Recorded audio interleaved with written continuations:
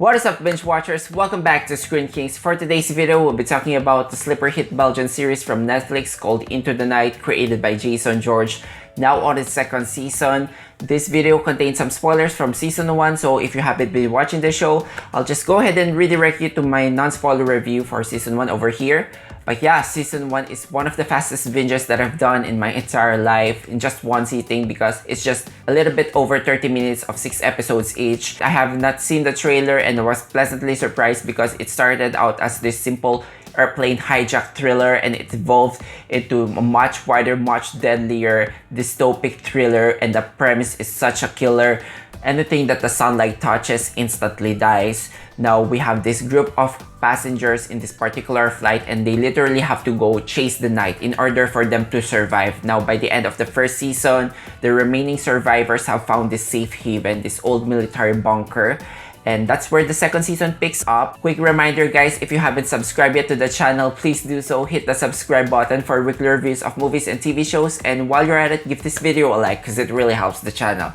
Now, the plot beats for the second season, I would liken it to The Walking Dead. Just the initial impression that I'm getting because it's all about survival and scavenging for food. It might seem like a safe haven, but you know, when it comes to shows like this, it's not going to be that case for this military bunker because they will be encountering some new characters here with different personalities. There will be clashes and that question of sustenance. Some will remain on the bunker dealing with this politics and power struggle. Then there's another group that's headed to Alaska looking for sustainable food because as we know in season 1, this food, they get spoiled. Almost everything when they get touched by the sunlight due to the gamma radiation or something. First few episodes started a bit slow, but when it gets there, it really picks up. Pedal to the metal thriller action down to the very last episode. The last episode packs too much and it's a bit rushed, but this show has a lot of promise into it because the book where this show is based upon is based on an entirely different concept. I discussed it on my season 1 review and yeah, they're just touching the tip of the iceberg here if they're really headed into that direction. Now when it comes to pacing, bingeability of season 2 still remains the same. The pacing is quick, maybe it's not that prevalent at the beginning of the season because it's the change of setting. When you have this particular character stuck into this plane, the tension, the jeopardy feels more imminent. But now that they have a larger room to go around, it's not that prevalent, but when it gets there, really, it will hook you in. For a thriller series, it remains to be entertaining and suspenseful. For a sci-fi, it's not so smart. There are some contrived plot setups here, but I think this show will be best enjoyed if you just take things as what it is, though I have some nitpicks here that I will discuss in my spoiler discussion. Even though there are some bumps along the way when it comes to the script, I wasn't too mad at it because it's just 6 episodes and I felt like this show did not waste my time, so that's very important for me. Same with the first season, you get the episodes titled after characters where you get a backstory for them. Now that really works for me for season 1 because we get to learn more about these likable characters. But in the second season, there are only a few characters, namely Laura and Horst, that I was delighted to know their backstory. But for the rest of the characters that are featured, that they get their own backstories here, it doesn't feel like it's ultimately connected to the main plot here, and hence we sacrifice our main characters from season 1 that we don't get any additional backstory, if you get what I mean. I don't find any of these new characters likable. Maybe I just wasn't too attached with them. Some of the romantic entanglements that they're building up in season 1, they come to fruition in season 2. It still feels a bit rushed, but you get it. It's the end of the world. People hook up and do a lot of drastic decisions, so I'm down for it. But as a whole, this second season might not come out as strong as its initial outing, but it still balances the drama. Just don't expect the deep character developments here because it's just a quick binge. And also setting up these characters from one danger to another larger danger. So yeah, I was hooked all the way through. The final episode of the second season does not feel definitive, so hopefully we're going to get a third season and there's some introduced new elements to the plot that will shake things up. So I have this confidence in this show that it's going to take us to unexpected places, and I'm really glad that it did not drag the whole story into just this one location for the entire season. So I'm going to give this show for now a 3.5 out of 5 stars. A bit lower than the first season, but if you're hooked on season 1, I encourage you to go season 2 just to know what happens on this new chapter. And furthermore, I do love that they still have this multinational cast here. It's ever growing, and yeah, it amazes me.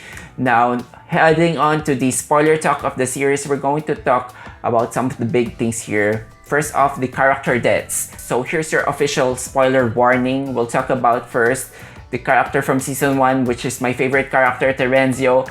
He's still dead, so it still upsets me. I was slightly hoping that he turns out to be alive, but no, it's definitive. He's gone now. They made a justification here in this season why he needed to die, because he's going to be the source of conflict among these military men. Terenzio is from the military, and they're gonna use that reason against Sylvie, which is our main protagonist slash de facto leader of the passengers. I was just baffled because it's been days since they entered the bunker, and they're just learning this piece of information now. Did anyone bother to ask Sylvie what happened to Terenzio? So I was a bit taken aback by that, even more when Sylvie mentioned that she killed Terenzio so she can be the new leader of the group. That seems like an out of character for her. I still see her as the protagonist, but if they're going to change her as an anti-hero, I would be definitely interested. Now, another character that made the ultimate sacrifice here is Rick.